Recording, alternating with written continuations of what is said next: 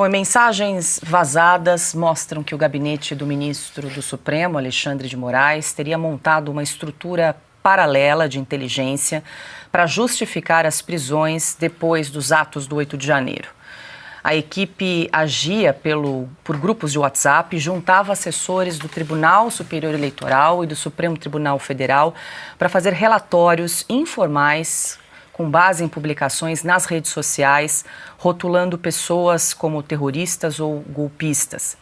A reportagem mostra que essas análises foram usadas como provas secretas, sem direito de defesa e com dados biométricos alterados.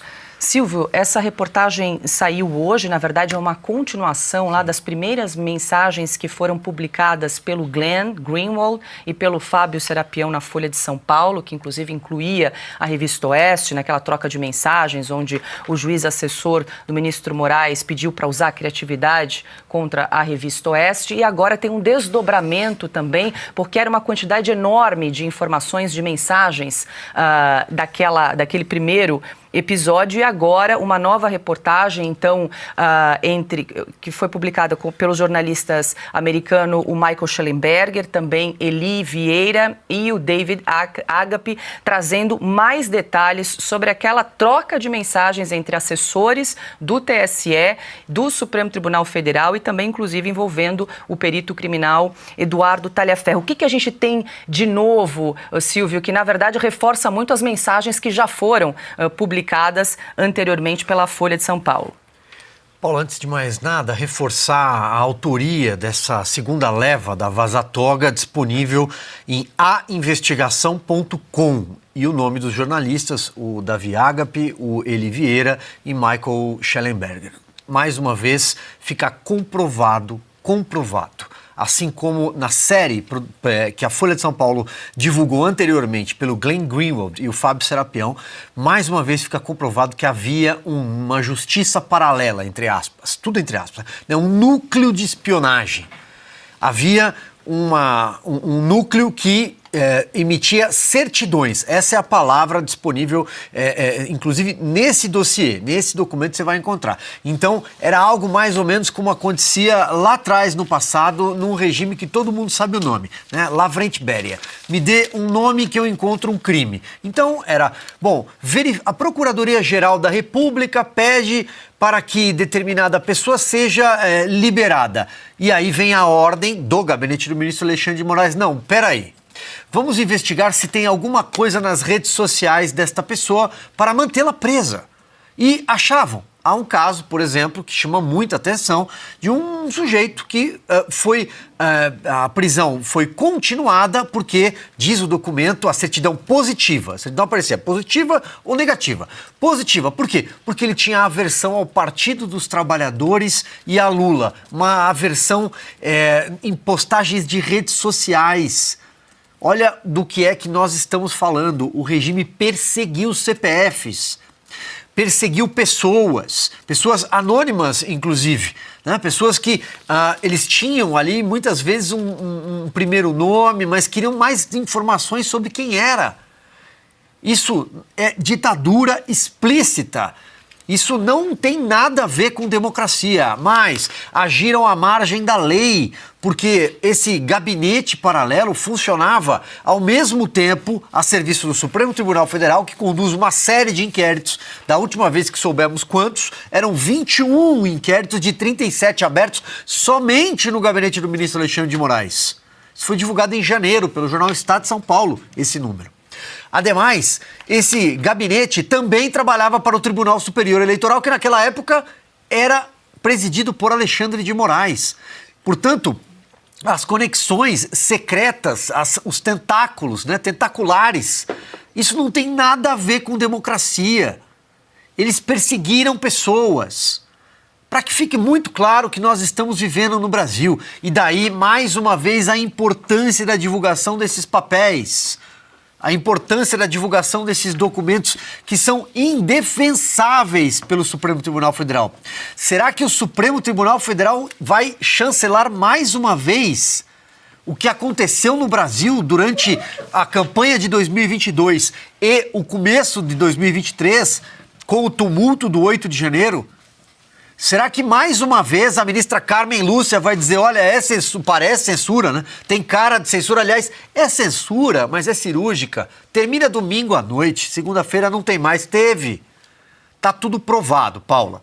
Então acho que a partir de agora cabe, de alguma forma, cobrar as autoridades possíveis, porque estamos num regime de exceção, o Brasil não vive mais uma democracia constitucional, mas cabe cobrar quem pudermos cobrar para que o ministro Alexandre de Moraes se explique, ou melhor, para que ele deixe o Supremo Tribunal Federal.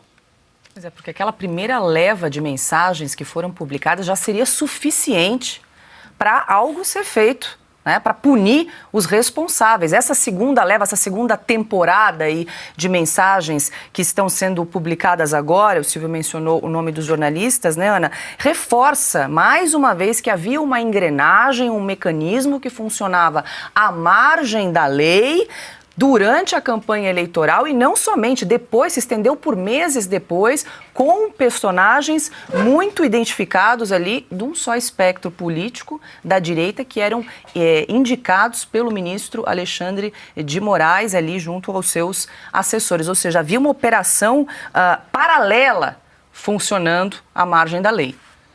E aí eu vou me lembrar aqui do comentário que eu ouvi de 2 congressistas americanos. Coisa de máfia. Não tem outra. Eu ouvi isso de 2 americanos. Coisa de máfia. E nós estamos falando de pessoas profundamente ligadas às nossas instituições.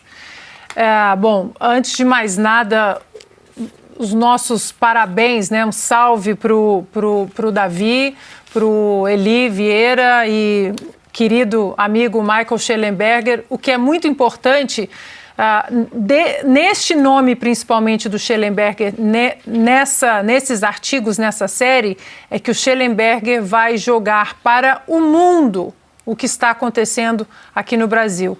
É um jornalista americano imensamente respeitado pelos 2 lados do espectro político e ideológico nos Estados Unidos.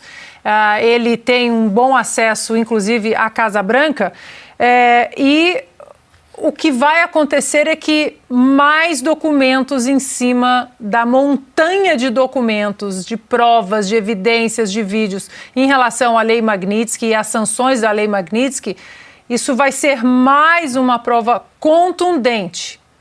E o ministro Alexandre de Moraes vai fazer o que psicopatas fazem. Ele vai arrastar os outros ministros para dentro do balaio das sanções da Lei Magnitsky, porque não custa lembrarmos do tweet do secretário de Estado Marco Rubio, em 18 de julho de 2025, que se pegarmos detalhadamente lá no último parágrafo do tweet, ele deixa muito explícito.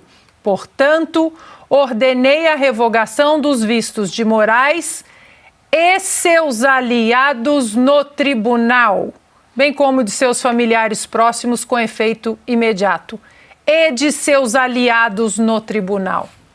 A lista de sanções para os vistos não está fechada e vocês podem ter certeza absoluta que diante de mais uma atrocidade de Alexandre de Moraes contra direitos humanos, porque nós estamos falando desses documentos hoje, violação de direitos humanos, sem devido processo legal, ordens secretas, como nós só vimos na era stalinista, na era soviética, e, claro, não tiveram sequer o direito de defesa.